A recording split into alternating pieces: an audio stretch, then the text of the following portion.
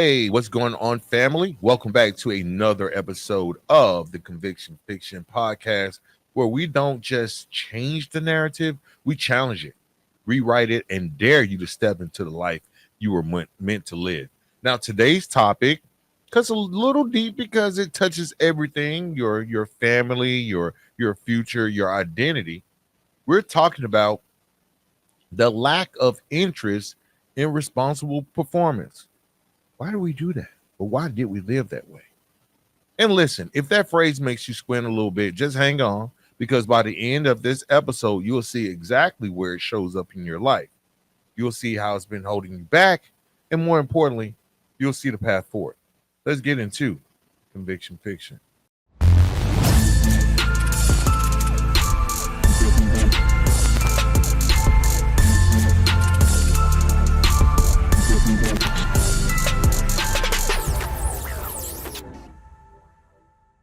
All right, welcome back to the Conviction Fiction. It's your boy Antoine Rivers, and first, when we talk about responsible performance, it's easy to think about it as like a checklist. So we need to understand what responsible performance is. I mean, if you look at it like a checklist, you go to work, you pay your bills, you raise your kids, stay out of trouble, but that surface level definition misses the real weight behind this whole concept. Responsible performance isn't about what you do, it's about who you are becoming through the act of doing it consistently. For many of us, especially those who live through incarceration or deep cycles of addiction, responsible roles weren't just neglected, they were foreign. It was a whole nother language. We would scratch our heads. We was like, what does that mean? I mean, they felt like something other people had the privilege of stepping into, not us. When your life has been shaped by survival mode, instability becomes your baseline. Like, this is it. Chaos, that's your home. You become comfortable in the unpredictable because it's the only thing that ever stayed consistent. And here's where the distortion creeps in. We actually start to believe, or we started to believe, that responsibility is a threat, not a pathway. We started to think that roles requiring presence, reliability, like actually following through on some things, all of that was, something that was supposed to build our identity.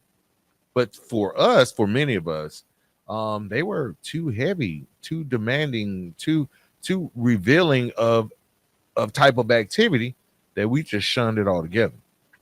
Now, because responsibility is a mirror, it actually exposes every insecurity you've been running from. Think about it.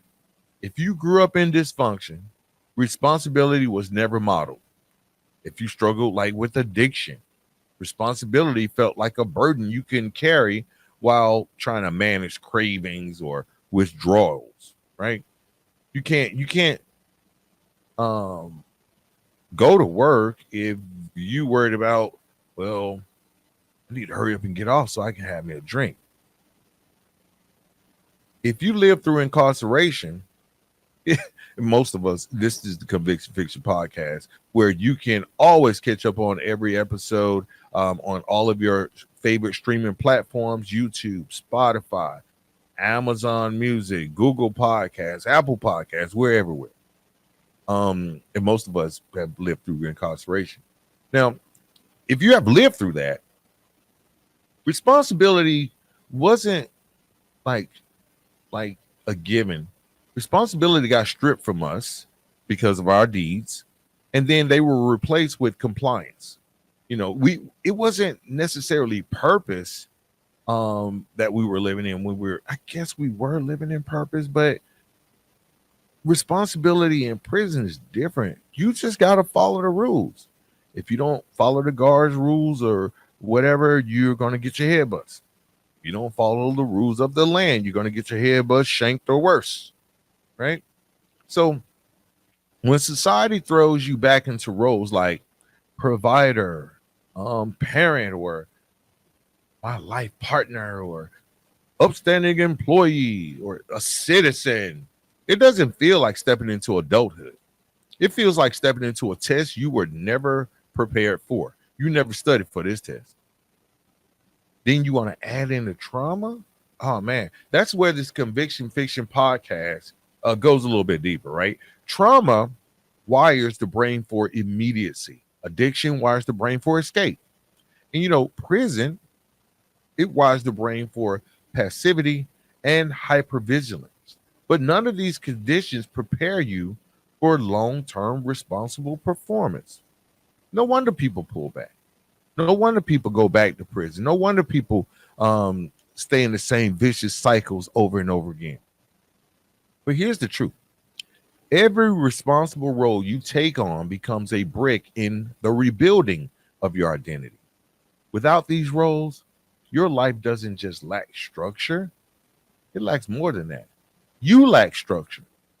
Your sense of worth, dignity, and direction will start to float unanchored. If you ever felt like you were moving, but you never got there, or even better, if you are doing things, but you're never becoming someone that actually gets things done, think about it. How many times have you said, I'll try, I'll get to it a little bit later? Well, I'm working on it. It's something in progress. I'm doing the best that I can. Those aren't merely decisions, fam. They're delays. They come from a place where responsibility feels optional instead of essential. When you have a history that's filled with broken patterns, you start to see responsibility not as an opportunity, but as a threat to the way that this is the way you've been coping all of your life. Evading responsibility becomes like a form of emotional harm reduction. We start to, you know, heal by evading responsibility. It's a comfort zone. You don't take on the role because you don't want to face the possibility that you might fail. And this is one of the powerful truths that we on the conviction fiction in our community, this is what we have lived. This is what we share and what we've proven, that responsible performance is the most direct path to your healing. Why? Why? I can't believe you're wondering why. It's because identity forms through repetition. We talk about it all the time. Your self-worth will grow through your consistent action. When you show up for the roles that depend on you, you begin to rewire the old narrative. That's what changing the narrative is about, guys. That's what the Conviction Fiction podcast is about. When you show up for those roles that depend on you, when you stop seeing yourself as someone who used to be, he used to be using drugs, or he used to be out here causing chaos, and he used to be one that argued all the time. And then you start becoming, you choose to become someone who always is. Oh, he's always on time. He's always consistent when it comes to parenting. He's always peaceful, right? Being a responsible parent builds self-worth. Being a reliable employee builds discipline, and it might get you a raise. Being a dependable partner will build your emotional security. Just, being committed to, studying or going back to school, that will build momentum. These roles are not punishments. They are opportunities to form a new story. And if you've ever felt overwhelmed by responsibility, understand this. You're not alone. You're not broken. You're actually capable. You're just not into the practice. You're simply, you haven't been to practice, right? Now, responsible performance is a skill, not a personality trait. It's a muscle that you got to build, right? And it grows every time you choose to show up. Now, what we're talking about on this show is about recognizing that avoiding responsibility isn't a character flaw, guys. It's a learned survival response. But survival is not the same as living. You got to remember that. There's a difference between surviving and living. Responsible performance is how we cross that bridge from surviving to living, from drifting, doing what we want to do, to actually living in purpose. We got to learn to be, we got to learn to define ourselves and our future and not become defined by our past. Now, why is this important? Why is this all important? I mean, why avoiding, why does avoiding responsibility feel safe for many of us? Why does it feel safe? Well, to break it down, it's one of the most seductive traps a person can fall into, especially someone with a history of addiction, incarceration, or instability. And that's because avoidance gives you a temporary feeling of relief. You don't have to face the discomfort of discipline. You don't have to confront your own doubts. You don't even have to risk failure if you avoid. You don't have to stress beyond the emotional posture you've been surviving in for years if you avoid. But here's the twist that nobody will tell you, and I'm going to give it to you today. Avoidance feels safe, but it's actually destroying the very stability that you're trying to protect. It destroys it. When you avoid stepping into responsible performance, you feel less pressure in the moment, but the cost is paid in the long run. Your life becomes more unpredictable, not because of the world around you, but because you remove the structures that create stability. Being a parent, being an employee, being a reliable citizen, being upstanding in the community. You remove all that because you avoid it. For years, I lived like that. I'm not coming from some high horse and like, okay, this is what you got to do. I lived like that. I avoided responsibility not because I didn't want to, but because I didn't trust myself to carry that responsibility. Addiction will do that to you. Trauma will do that to you. Prison will do that to you. When you're conditioned to believe that you are unreliable, unstable, or undeserving, responsibility doesn't feel like an opportunity. It feels like a setup. Y'all trying to make me fail. Y'all want to see how bad I'm doing this. But here's where it gets real. If I continue to avoid that responsibility today, nothing in my current life would exist. Let me say that again. Without responsible performance, there would be no Conviction Fiction podcast. There would be no books. The works that's coming behind those books, they wouldn't be there. There wouldn't be any businesses.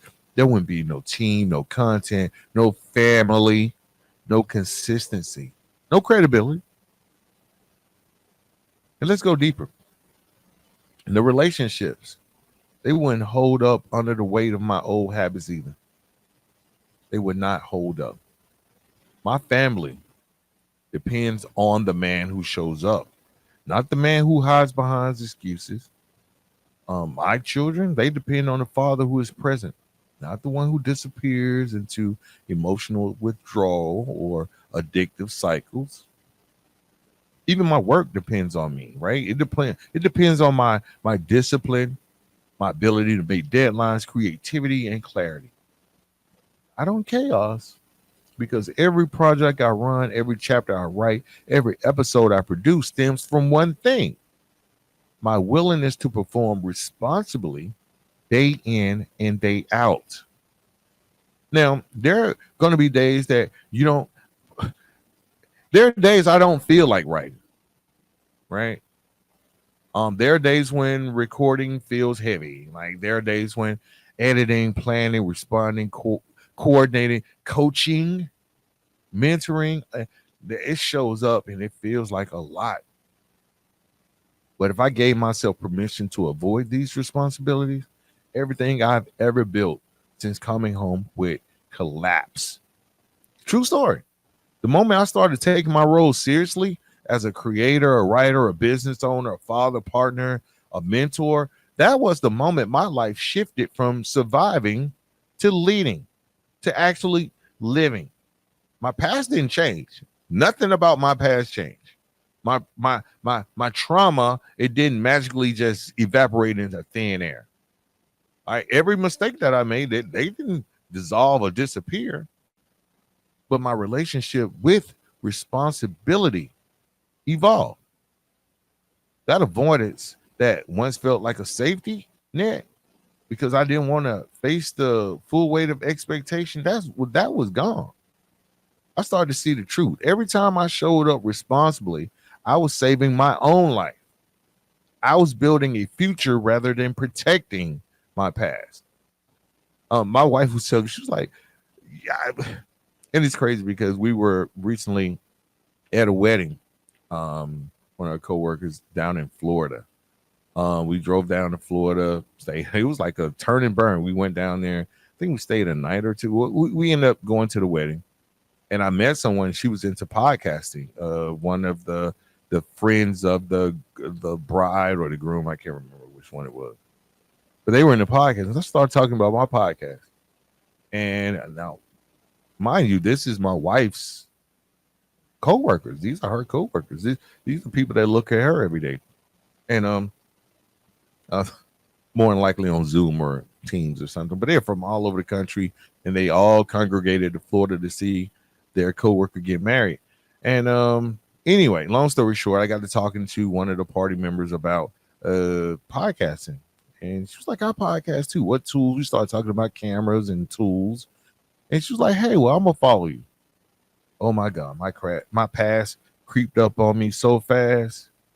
My past creeped up because that I want to share with my wife's coworkers that I have a podcast about rebuilding your life after incarceration. Right? Was I going to protect that past or keep hiding it when my wife has already accepted, like, this is who you are. I support your mission. I think it's important. Right? I started at that wedding this past weekend. I put a protective structure around myself so that my wife didn't appear to be unstable or, it felt awkward, but it was very necessary for me to share the information. Oh yeah, I got a podcast called the Conviction Fiction Podcast. Follow it: Spotify, Google Podcasts, Apple Podcasts, Amazon Music, iHeartRadio, wherever you stream your podcast. I had to stand up and not protect my past. This is what people misunderstand about responsibility. It's not punishment. It's not pressure. It's not suffering. It is not a loss of freedom. It is the very foundation that allows freedom to exist. You can't build a business on avoidance or write books or heal a family. You can't even develop your own identity using avoidance.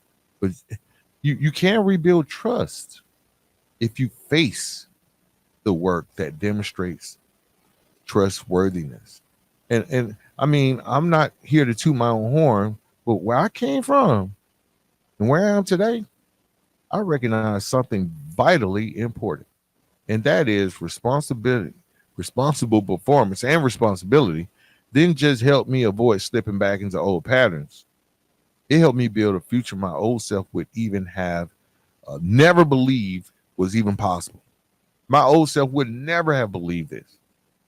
There were times during addiction where I couldn't commit to a single day. There were times in prison where the lack of control made responsibility feel pointless because I couldn't go anywhere. It's like, well, how am I going to follow the rules? Well, I'm going to do that. I'm already locked up. Why should I follow? What are they going to do to me? There were times after release where fear of failure made me hesitant to commit to anything meaningful. But through consistency, guys, and that's what we stress on this podcast, showing up even when it's uncomfortable will become the antidote to all of that fear, to all of that, I don't believe in yourself, or I don't believe in myself. That's the message for anyone listening. Avoidance may feel comforting, but it's a false comfort. It's the same comfort that addiction offers, that temporary relief, but it has long-term consequences. It's the same comfort that cognitive distortions whisper when they tell you, hey, guess what? This is a little bit too hard. It'd be a lot easier to just go sit on the couch instead of doing another podcast episode. Or you're not ready for that kind of life. I mean, you might as well just go hang out with your homeboys that aren't doing or pretty much are avoiding responsibility too. You'll hear little voices in your head that say, you're going to mess this up. But if you stay in that mindset, your life will never progress. Responsible performance reveals faith in yourself. Avoidance destroys it. Responsible performance creates opportunity, while you know avoidance blocks it. So I'll ask you this honestly: what future are you avoiding because responsibility feels uncomfortable right now? What are you avoiding because responsibility feels uncomfortable right now? Because once you step into that discomfort, the things that you're capable of will shock you. And I'm not speaking theoretically, I'm speaking from lived experience. Okay. Now, moving on, we definitely, it's probably going to be one of the longer episodes today because I mean, this is something that, when I look back at my old self and look where I am now, it's like, it was just a set of consistent actions that kind of put me where I am. Now, I still have work to do. I still want to expand the books. I might even get into physical merchandise for the conviction fiction. People always ask, like, where do you get that change the narrative shirt? Well, it was branding. Why does it show up when we talk about lack of interest in responsible performance? Why does it show up? Why? We have to understand that it doesn't come out of nowhere. It's not random. It's not coincidence. It's not laziness. It's not even a moral failure. It's basically history speaking to us. It's the trauma speaking. It's the survival mode speaking. It's the echoes of those things that at one point didn't have we didn't have the emotional tools to face. And one thing I've learned, both personally and through the conversations on this podcast, is that responsibility becomes difficult when your past has taught you that showing up leads to pain. If you automatically walk into a boardroom or you walk into an interview and you thinking like, I'm not going to get the job, that's your past telling you like, hey, you start to say, well, there's no need to go to the interview because I already know what's going to happen. Ain't no need to go in there. A lot of us grew up in environments where the people who were supposed to protect us were the ones who hurt us the most. So your brain learns early. If I just stay out the way, if I stay small, stay quiet, out the way, I have my own life over here. I do like a life over here. But when it comes to relationships and, these people that are here, if I don't try too hard, they're they can't break me. You can't expect a child who grew up walking on emotional eggshells to magically become an adult who embraces responsibility with open arms.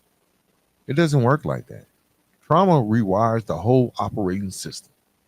If you grew up with parents who yelled instead of guided, family members who compared you to other people instead of encouraging you, maybe you had people who dismiss your feelings instead of protecting your feelings.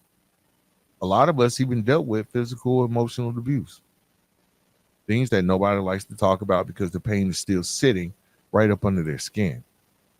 But here's what happens. When you grow up believing you're not good enough, not lovable enough, not capable enough, responsibility feels like a trap. Because if you step into a role, now you can disappoint somebody. Now you can fail. You can be judged. You can lose. No one wants to be hurt again. So avoidance becomes even easier. Addiction becomes that escape hatch. I'm just going to go drink or get high. It's basically a way not to face the trauma stored in your body, a way to numb the emotional bruises left by family dysfunction. Now, a way to silence the voice in your head that says you're not good enough. So when you come home from prison, you're not just stepping into a new life. You're stepping back into an emotional minefield. It's all kinds of little explosions. You step over here, it's going to explode. You step over there, ain't no telling what's going to happen. So let's just keep it real. Prison breaks your structure, but childhood breaks your spirit. If you've never learned healthy self esteem, responsible performance isn't going to come naturally. You may have been conditioned to believe that you were the problem. So now responsibility sounds like another opportunity to be the problem, to mess up. If your past got filled with, rejection from family, partners, teachers, employees, maybe you got cut from the basketball team. Your internal message is always going to be, I'm not enough. And people who believe they're not enough avoid responsibility because responsibility requires confidence. And then the system has a whole another layer. I mean, incarceration strips you of all autonomy. You don't decide anything. You wake up when they tell you eat, stand, sit, all on somebody. They might be younger than you. When to speak, your entire identity gets reduced to a number and a set of restrictions. You learn to shut down emotionally. You don't engage anymore. You learn not to care.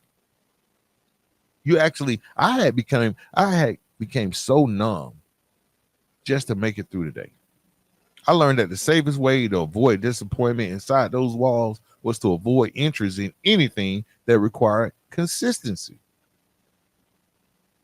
And then you come home and everyone expects you to instantly switch gears. You got to be a present parent, a loving partner, a disciplined worker. You've been gone a while, right? You need to have a plan. You need to have structure. You shouldn't be missing a beat because you don't have time to miss a beat. You've missed years and years of beats. You can't miss a beat now. But nobody sees the war you're fighting internally. They don't see that when you try to build a routine, you have that little trauma in your ear saying, hey, don't get too attached. Don't get too invested. Don't try too hard now because you know what's going to happen. You're going to fail. Those people don't see when you sit down to plan your week and your self-esteem starts whispering, hey, you're not going to follow through with this anyway. Don't even try. People don't see that when you consider applying for a job, your fear of rejection automatically says, they ain't going to pick you, bro. They're not going to pick you, sis. You got too much going on. Your resume got too many holes in it. They're not going to mess with you. And when you try to reconnect with your family, this can go on, right? When you try to reconnect with your family, the memory of the past will whisper to you, hey, man, you better stay away from them folks. They're going to hurt you again. They ain't care about you then. Just stay away from them. It's all about avoidance. And here's the biggest one. Watch this one. This is the biggest one. They don't see that responsibility itself can trigger trauma. Because for many of us, responsibility was something we never had the space to learn. We were too busy holding the house together, too busy managing chaos, too busy just trying to get through the emotional storms created by the adults around us. So when people say just step up, they're missing the whole picture, man. They don't understand that stepping up means confronting years of wounds, silence, shame, and emotional numbness. Then society expects perfection from someone who's still learning how to breathe. Come on, man. Take your time. Breathe.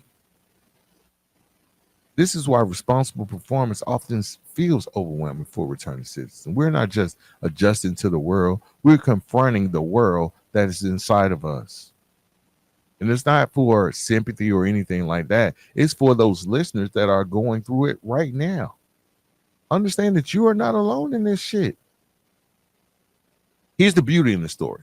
This is why this whole Conviction Fiction podcast exists. When you do step into responsibility slowly, carefully, and consistently, you begin to heal the parts of yourself that were hurt before the system ever got involved. You rewrite the narrative. You confront that self-doubt, prove the trauma wrong, repair the version of yourself who once felt unworthy. And it may feel scary, but it's also the place where transformation actually begins. Now, with that being said, how do these roles that you take on, parent, citizen, upstanding community member, employee, how does that build your self-worth? Because there's something powerful, almost sacred about the moment a person decides to step into responsibility after a lifetime of avoidance, trauma going on, all kinds of stuff going on, addiction, all the instability. It's something powerful that happens. Like I said, it's almost sacred. It's not a small decision. It's not a simple adjustment. It's an act of courage. And not the loud kind, not the heroic kind you see in the movies. It's the quiet courage that says, hey, man, I'm willing to try this.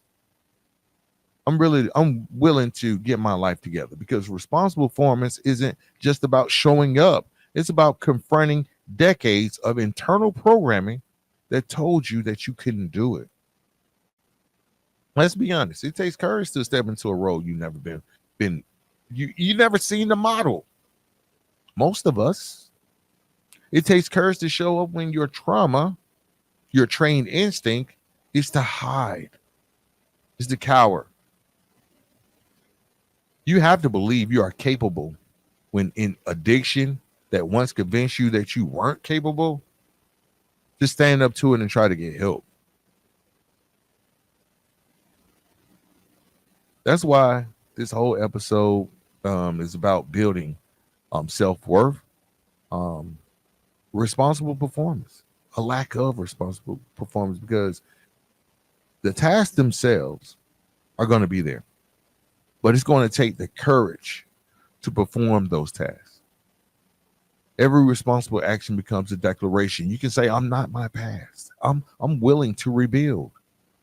Another positive affirmation is that I'm stepping out of the box that I was placed in to do something different. I'm going to change the narrative. And that's the heart of this podcast. That's the heartbeat of every conversation that I've ever had on this podcast. Because the mission behind the books, the reason people listen, not because I preach perfection, but because I encourage people to practice courage. Practice some courage. When you spend years defined by labels like felon, convict, addict, oh, you're just a failure, disappointment, troublemaker. Oh, he's the black sheep of the family. She's the black sheep of the family. You start living inside those labels. You're like, hey, this is what's going to happen anyway. They become the box everyone sees you in. And stepping out of that box takes more bravery than most people can ever imagine, especially after you've been through maybe cycles of addiction or incarceration. Now, responsible roles can help you break those walls from the inside. You break those walls down from the inside. Let me give you an example from my own life. When I started stepping into consistent roles like father, partner, coach, author, creator, producer, I had to challenge every old message in my head that said I wasn't capable. Writing a book wasn't just about writing a book. It was me stepping out of the narrative that said I didn't have the discipline to write a book. Starting this podcast wasn't just about starting a podcast. Everybody got one. It was me stepping out of the box that said my voice had no value. That was the box. That was a box that said, well, your voice don't really carry no value, man. Why would you want a podcast? You don't even know. You ain't got no value in that. Showing up for my family. That wasn't just love. It was courage in action. Rewinding the way that I saw myself as a man. That's what responsible behavior or responsible performance does. It builds you brick by brick, choice by choice, repetition over and over again. It creates evidence that you are more than your past. And here's the thing about the brain. It doesn't change because you talk to it. It changes because you prove something to it. Responsible performance is the proof. When you consistently show up as a parent, you prove that you are not the same person who once disappeared emotionally, mentally, and physically due to addiction or incarceration. When you show up consistently at work, you prove that you are reliable, disciplined, and capable of structure, even if your history told a different story. If you show up as a leader, it doesn't matter the role, a business owner, whatever role you choose to take on and be responsible in that area, whether it's a student, a leader, a community leader, a business owner, a creator, you prove that your potential is bigger than your wounds. And every time you prove something new to yourself, you start to rewrite a piece of the narrative. That's why courage is essential. Stepping into responsibility requires stepping into the unknown. And if you don't know if you'll fail, you don't know if you're going to fall short, you just trust the process. You don't know if the people around you will support you or doubt you, but you'll lean into the discomfort and do it anyway. You're going to leave those old patterns behind, especially those addictive ones.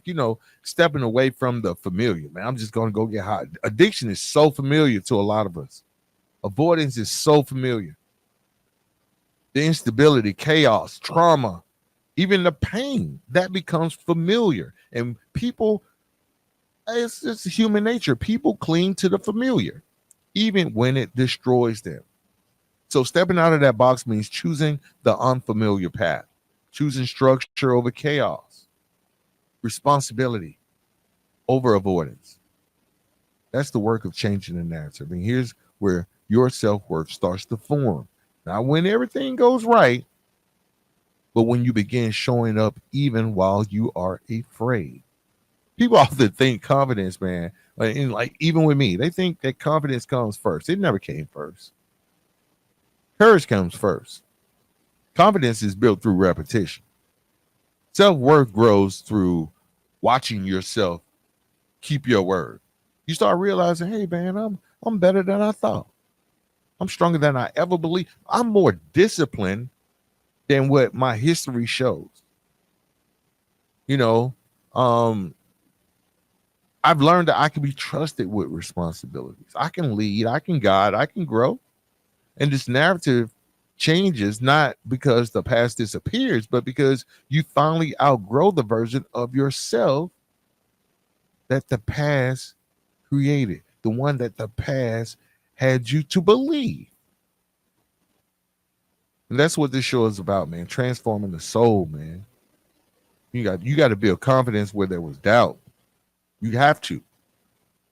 Okay. So how do we reignite that interest in even wanting to do this, man? Maybe you've gotten too far where you say, well, man, look, that still seems like a lot, Antoine. That seems like a lot. Let's be real. It's not for the first time in your life. It's going to be tough. I don't care how motivated you feel in the moment, how many inspirational quotes you save on your phone, or how many times you listen to the podcast or read the book. It doesn't matter how determined you sound when you say, I'm ready to change. When you actually begin taking the steps, when you begin walking away from the habits and environments and comfort zones that shaped you for years, it's going to hurt. It's going to feel uncomfortable, unnatural, but it is necessary. I always talk about like muscles when you're training or you're lifting weights or exercising or even walking, just doing exercise. If your muscles don't hurt, then you're doing something wrong. That discomfort isn't a sign that you're doing something wrong. That means that you are growing. It's a sign that you're finally doing something different. Get up off that couch and start doing something different. For many returning citizens, responsible performance isn't just a new habit, it's a whole new language. A lot of us never learned responsibility growing up. We learned survival.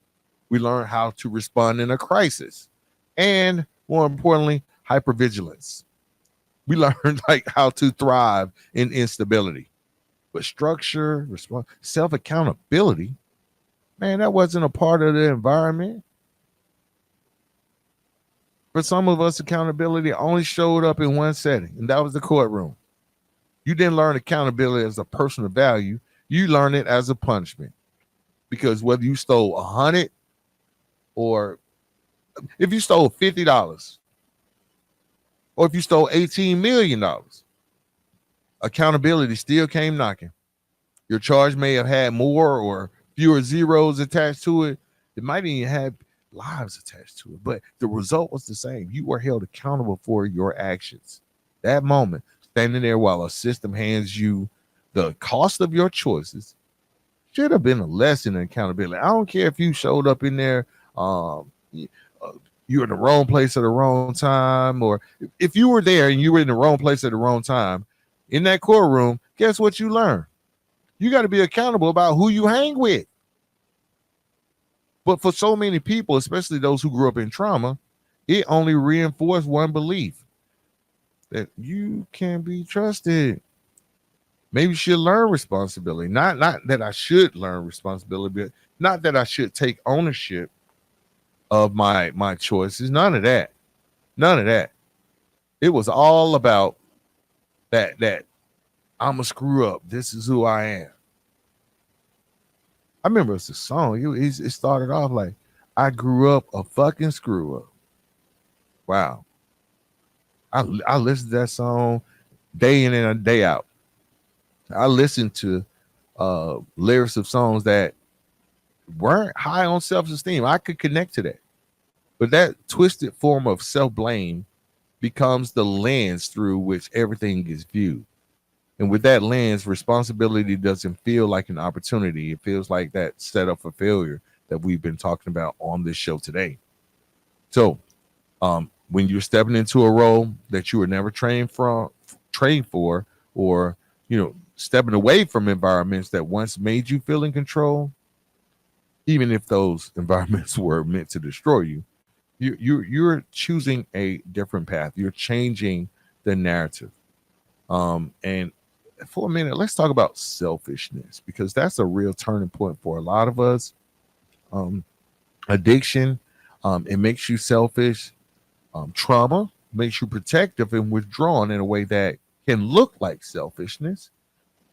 Incarceration isolates your world so much that you can't even practice thinking about others. You can't be worried about people at home if you locked up. You can't worry about that too much. That's smart behavior. So when you come home, responsibility forces a new question.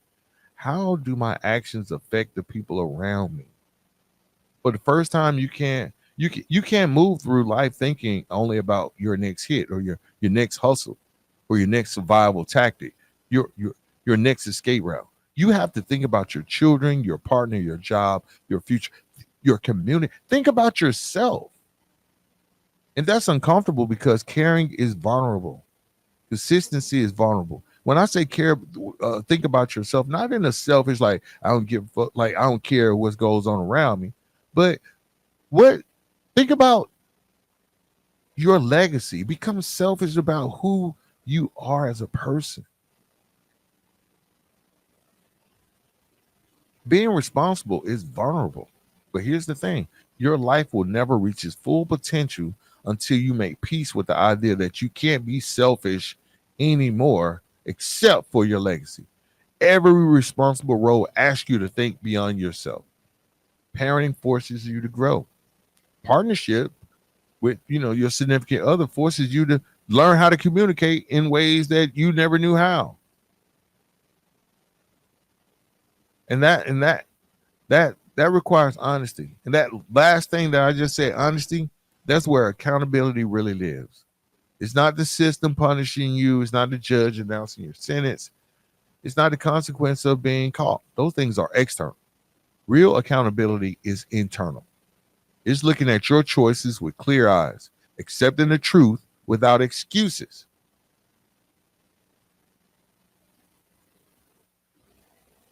Your family, your children, your finances, your reputation, your future actually depends on that. It becomes a form of empowerment. So stop seeing it as something that's done to you and start seeing it as something you practice for your own good. All right. So I'm gonna go ahead and wrap up this show because when I get into talking about responsible performance and how amazed I am, not just because I didn't do it by myself, man. All glory to God, man. All glory to God for giving me a sane mind, taking me through those tests, taking me through every step of my life to get to where I am today. And shout out to me for recognizing that I needed to change, right? God was showing me some stuff I needed to change. So if you're still listening right now, I want you to sit with this truth. You are capable of more than your past ever allowed you to believe. Every responsible action you take, every step towards accountability, towards structure, consistency is a step toward rewriting the narrative that once held you back. So whether you stole $100 or $18 billion, whether you ran from responsibility or never had a chance to practice it, your transformation starts today. So this episode wasn't just about responsibility. It's about courage. It's about stepping out of that box that the world has pretty much put you in, that your parents put you in, that your environment put you in. It's about choosing to change the narrative, even when the old one feels louder, heavier, and more familiar. You don't have to move perfectly. You just got to move intentionally. This episode spoke to you, shared something that resonated or cracked open something inside you that's been waiting to grow, share it with someone who needs it. That's how we expand the conversation. That's how we build a community. That's how we keep this mission alive. And listen, we don't have advertisers, so we don't got no sponsors. What keeps the camera rolling and the mics on is you, your support, your growth, your belief. So head over there to Amazon right now. Pick up 5 books. Go pick up No Turning Back and Turning Forward on Amazon. Those books just don't fund this platform. They give you the tools to live out everything we talk about here. Until next time, stay locked into your growth. Stay convicted in your change. And remember, your story isn't over. Your next chapter is waiting on your courage. Peace.